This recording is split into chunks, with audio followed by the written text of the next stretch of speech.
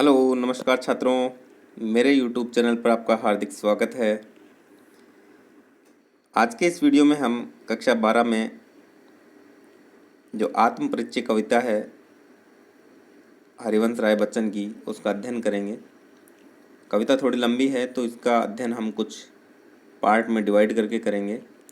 10 पद हैं, दो दो पदों का अध्ययन हम एक एक वीडियो में करेंगे ताकि वीडियो छोटा रहे। सारे वीडियो एक साथ देखने के लिए आप मेरी प्लेलिस्ट को सर्च कर सकते हैं, वहाँ पर आपको एक साथ सारे वीडियो मिल जाएंगे। तो आत्म परिचय कविता हम शुरू करते हैं हरिवंश राय बच्चन की। मैं जग जीवन का भार लिए फिरता हूँ, फिर भी जीवन में प्यार लिए फिरता हूँ। कर दिया किसी ने झंकृत जिनको छूकर, मैं सांसों के दो तार लिए फिरता हूँ। मैं स्नेह सुरा का पान किया करता हूँ, मैं कभी न जग का ध्यान किया करता हूँ। जग पूछ रहा उनको जो जग की गाते, मैं अपने मन का गान किया करता हूँ। कक्षा 12 बोर्ड एग्जाम के अकॉर्डिंग हम इस कविता का अध्ययन करेंगे। एग्जाम में प्रश्न सप्रसंग व्याख्या का आता है।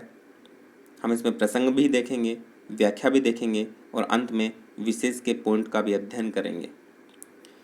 पहले हम इसके डिफिकल्ट वर्ड देख लेते हैं। जग जीवन। जग जीवन का अर्थ है सांसारिक जीवन। भार का मतलब है उत्तरदायित्व या जिम्मेदारी। बाकी भार का अर्थ मतलब बोझ, लेकिन यहाँ पर क्या हो गया, सांसारिक जीवन की जिम्मेदारी या उत्तरदायित्व। जगजीवन मतलब सांसारिक जीवन। झंकृत। झंकृत का अर्थ है संगीत में कर दिया। सांसों के दो तार। सांसों के दो तार का अर्थ यहाँ पर है जीवन रूपी वीणा या फिर छोटा सा जीवन। छोटा सा जीवन। स्नेहसुरा। स्नेहसुरा मतलब प्रेम रूपी शराब। सुरा कहते हैं शराब को, प्रेम रूपी शराब। जो हरिवंश राय बच्चन हैं वो हालावाद के प्रवर्तक कहलाते हैं। छायावाद के बाद में लगभग 3 साल का समय हालावाद के नाम से प्रसिद्ध है। उसमें वे कवि हैं जो एक तरह से प्रेम का वर्णन करते हैं। किसका वर्णन करते हैं? प्रेम का, शारीरिक प्रेम का वर्णन करते हैं। उनको इस काल में रखा गया है हालावाद में, और उस हालावाद में ये प्रमुख कवि हैं। यही इस हालावाद के प्रवर्तक कहलाते हैं, कवि हरिवंश राय बच्चन। तो स्नेहसुरा का अर्थ हो गया प्रेम रूपी शराब। जग की बातें। जग की बातें मतलब अन्य लोगों को सुहाने वाली बातें करते हैं। जग की गाते मतलब अन्य लोगों को सुहाने वाली बातें करना। मन का गान। मन का गान का अर्थ है अपने मन को सुहाने वाली बातें। तो प्रसंग इसका इस प्रकार से होगा कि प्रस्तुत काव्यांश पाठ्य पुस्तक सृजन से हरिवंश राय बच्चन द्वारा रचित कविता आत्म परिचय से लिया गया है।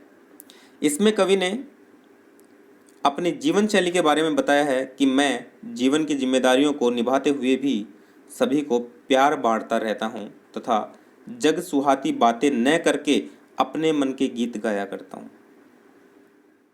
व्याख्या हम इस प्रकार से करेंगे कि कवि बच्चन कहते हैं कि मैं सांसारिक जीवन का भार अर्थात जिम्मेदारियां लिए हुए फिरता रहता हूँ।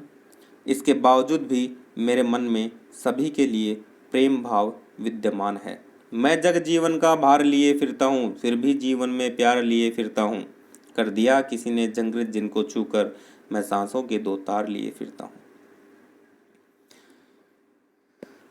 कवि कहता है कि दुनियादारी में फंसकर मैं अपने प्रेम भाव की उपेक्षा नहीं करना चाहता।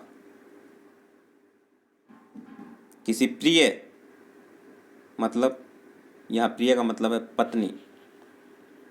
किसी प्रिय ने अपने प्रेम पूर्ण स्पर्श से मेरे जीवन रूपी वीणा को संगीत में कर दिया है। कर दिया किसी ने झंकृत जिनको छूकर।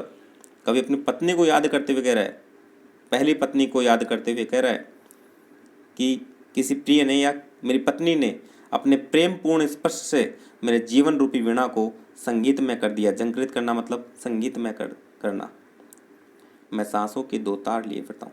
उस संगीत के सहारे मैं इस जीवन को बिता रहा हूँ। यहाँ पर कवि अपनी पत्नी को इंगित करते हुए कह रहा है कि वो प्रेम ज़्यादा समय तक नहीं चला, वो मेरे जीवन में प्रेम भाव भरकर चली गई। अगले पद की व्याख्या देखिए।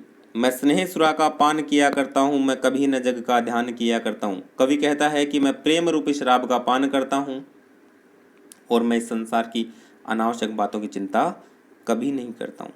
मैं कभी न जग का ध्यान किया करता हूँ, मैं इस संसार की अनावश्यक बातों की चिंता कभी नहीं करता हूँ। मैं प्रेम रूपी शराब पीकर मस्त रहता हूँ।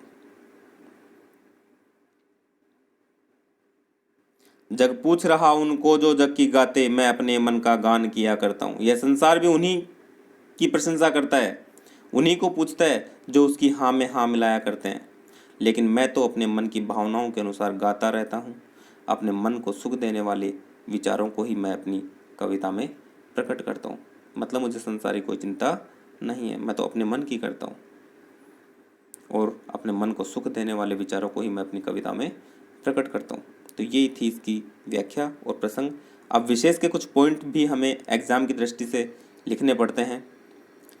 तो विशेष के पॉइंट हम इस प्रकार से बना सकते हैं कि कवि प्रेम को ही जीवन के लिए आवश्यक मानता है, किसी की निंदा वह नहीं करता है। श्रृंगार रस है, माधुर्य गुण है, शैली परिचयात्मक है, परिचय करवा रहा है कि मैं क्या करता हूँ क्या नहीं करता हूँ। भाषा खड़ी बोली है और छंद रुबाइयाँ हैं। अनुप्रास अलंकार है, रूपक अलंकार है। स्नेह सुरा में रूपक अलंकार है। स्नेह रूपी सुरा मतलब प्रेम रूपी शराब।